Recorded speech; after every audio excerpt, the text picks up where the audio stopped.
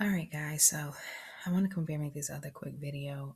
In the process of me doing like just more digging into this whole Ricky Jackson case thing, I came across this article here, and it says man cleared of murder after 39 years in jail gets $2 million payment despite being longest serving wrongfully convicted prisoner. So I'm going to scroll down through this as quickly as I can. But this article is like full of ridiculous ads and it's just mega slow and mega annoying. But let me see if I can get through this.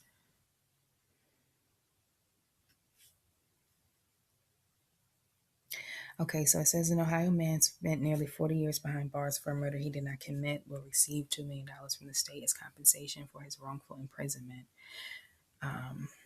Ricky Jackson, 59 years old, and his friends Ronnie and Wiley Bridgeman was sentenced to death in 1975 for the murder of a businessman after a 12-year-old boy said he saw them commit the crime there. All three men were exonerated in November after the witness, Eddie Vernon, recanted his testimony last year and said he had been pressured and threatened by police to testify. Okay. I'm going to try to get to another point that I want to share really quickly.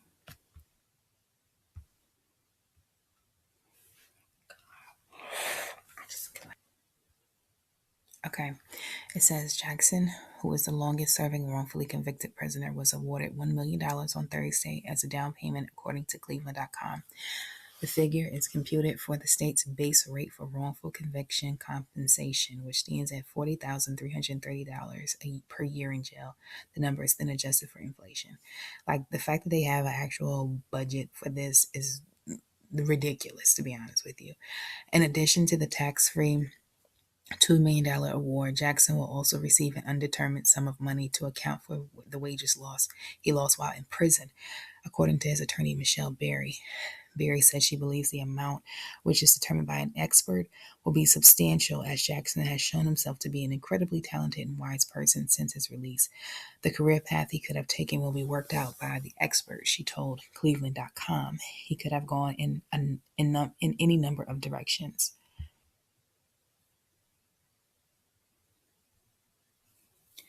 Okay, here you see him with his mugshot at 18 years old, just young teenage boy pretty much.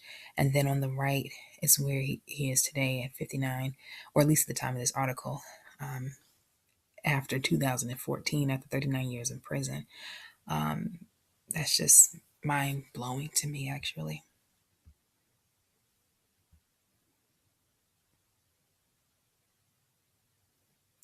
Okay, so it says the Bridgeman brothers, who are also black, are due to receive their initial checks soon as well, according to Berry, who said their case was a couple of weeks behind with the state's court of claims. Yeah, they just were so behind after these men spent 40 years in prison. But anyway, Jackson's payout is significantly smaller compared to recent wrongful conviction compensation awards.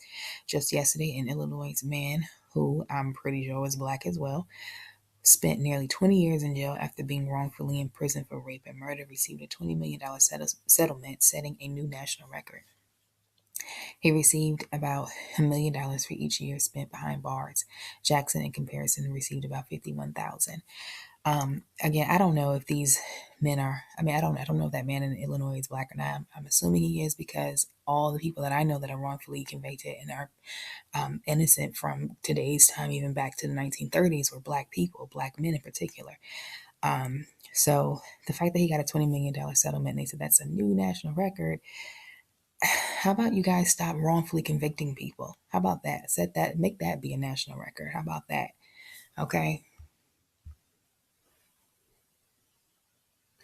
Okay, and then continuing on, it says, and in January, a Connecticut man who, my guess would be that he was black as well, spent 21 years in prison or in jail for a rape and murder he did not commit, received $6 million in compensation after DNA tests proved his innocence. But Jackson was rendered speechless and thankful when he heard about the $2 million compensation, calling it fantastic. This is going to mean so much, he told Cleveland.com.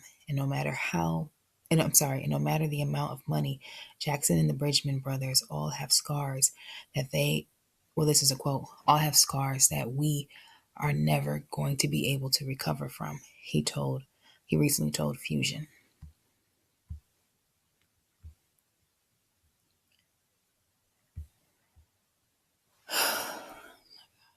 So stupid.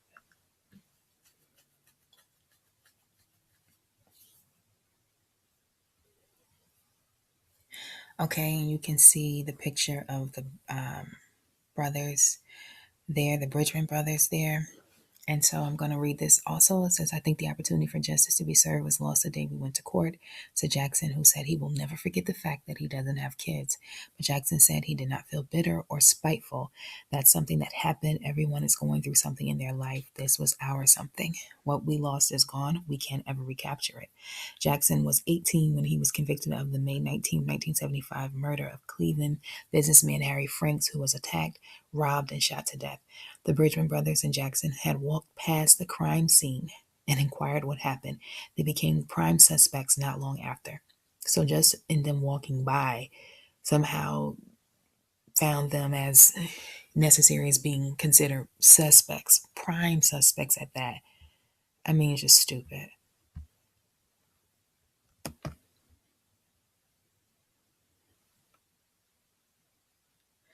Okay, and as you can see here, this caption here, it says the aftermath of the murder for which the Bridgman brothers and Jackson were convicted of in 1975.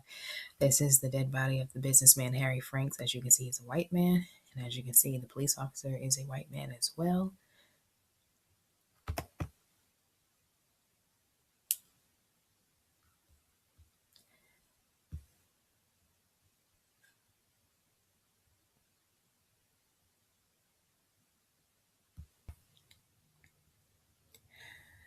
Okay, so the last chunk that I'm going to read of this article here, it says the prosecution's case was based on the testimony of a 12-year-old Eddie Vernon who said he saw the murder. There was no physical evidence linking the three men to the crime scene. All three men were given the death penalty, sentences that were commuted to life in prison after the U.S. Supreme Court outlawed capital punishment in 1978. Their cases were first reevaluated after a 2011 article in the Cleveland Scene magazine highlighted Vernon's unreliable testimony. In the initial court hearings, Vernon said he was on a bus with other school children when he heard gunshots. Other children on the bus said Vernon would not have been able to see anything from his seat, which he has since admitted was true. Jackson says he holds no animosity toward Vernon. It took a lot of courage to do what he did. He said he's been carrying a burden around for 39 years like we have. But in the end, he came through, and I'm grateful for that. I'm grateful too. I just wish he would have done it before 39 years had passed, but that's neither here nor there. Let me read some scriptures really quickly. And y'all, this is taking a long time because this website is just, anyway, this website is just completely slow with all those ads, and I have like high speed internet. So anyway, it says here, Deuteronomy 28 and 50. A fierce looking nation without respect for the old or pity for the young. This is talking about the nation the Most High is going to send upon us for our disobedience. A ruthless nation, a hard-faced nation, a fierce, heartless nation that shows no respect for the old or pity on the young. A nation of fierce countenance which shall not regard the person of the old nor show favor to the young. Mind you, he was 18 years old when he got locked up. Wrongfully convicted. Isaiah 13 and 18, especially the New International Version. Their bows will strike down the young men. They will have no mercy on infants, nor will they look with compassion on children. Here's another one, the Berean Study Bible. Their bows will dash young men to pieces. They will have no mercy on the fruit of the womb. They will not look with pity on the children. And I think that's extremely important and highly relatable to what happened in this case. The bows of this fierce nation who, one, pressured that 12-year-old kid. I don't know if that kid was black or white, but a 12-year-old child was pressured by the police to say that he saw something that he didn't see and convict 3 black men that had nothing to do with it. Definitely the bows of this nation has dashed our young men to pieces with this wrongfully conviction, and they have no regard for the old or for the young. So I will share this link below, and I hope you guys enjoy this video. Shalom.